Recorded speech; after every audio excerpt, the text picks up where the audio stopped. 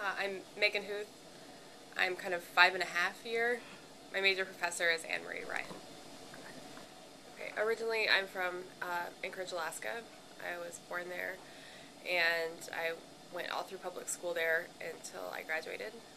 At that point, I left to fly all the way across the country to New Haven, Connecticut, where I went to Yale University, where I got my Bachelor of Arts in Psychology.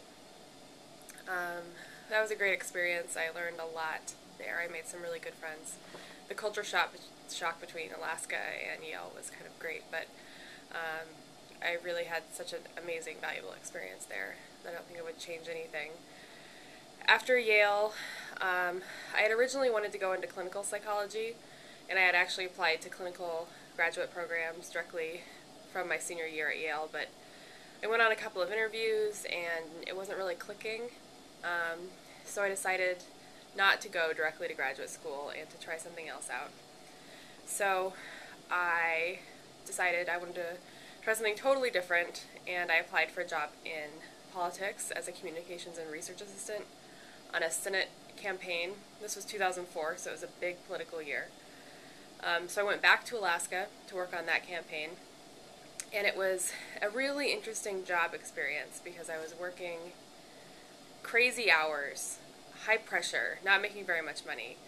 But I was working with a ton of people who loved their jobs, and even though I was working these crazy hours with like not a lot of money, I loved it, and it was really fun, and we were really committed, and I loved my candidate, and then we lost, and it was heartbreaking. It was like breaking up with a significant other, and at the end of the 6 months, I kind of went home to where my parents lived, and was deciding what to do next, and I decided to go to Washington, D.C. because I really liked politics.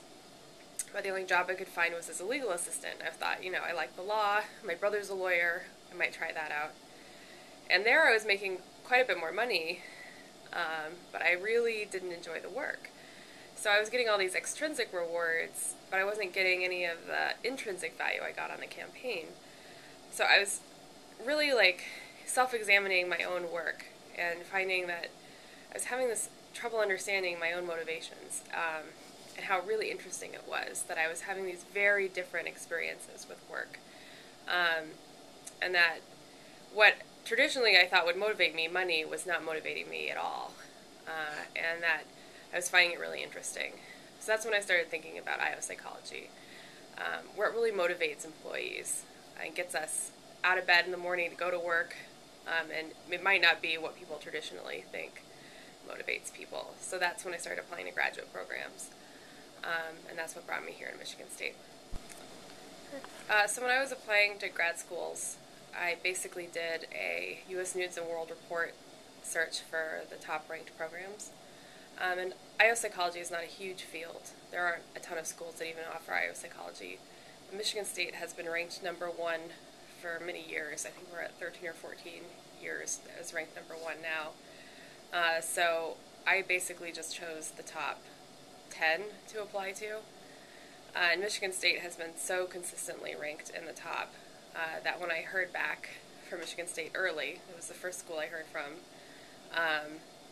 that I had been accepted, I was like, well, great, the #1 school wants me. And then I heard that I got the fellowship, so it was, one, I was accepted by the best school, and two, they were giving me more money than anybody else. It was almost like a no-brainer at that point that I was going to come here. And one of the things that the schools do is they have recruitment weekends where they fly everybody out.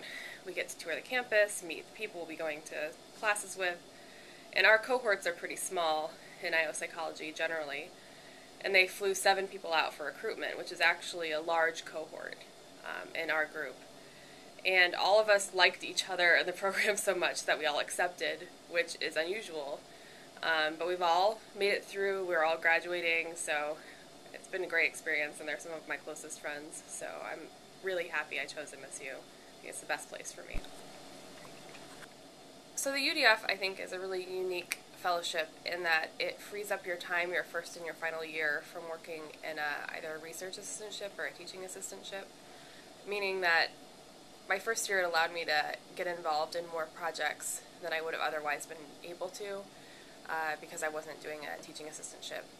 or a research assistantship for pay. So I was able to diversify a little bit early on and get my hands in more projects, which I think helped me get started earlier and get more involved than I maybe would have been able to otherwise. And this final year, it has been amazingly helpful because I've been able to really focus on getting my dissertation finished. If I had had to do a teaching assistantship, for example, I think my dissertation writing would have gone much slower, and maybe I would have had to take an extra semester to finish it up, which would have delayed my whole getting a job process and all of that. So I have just really enjoyed the freedom it's given me to kind of design my own schedule and really focus on the things that I need to get done at each stage of my graduate school development.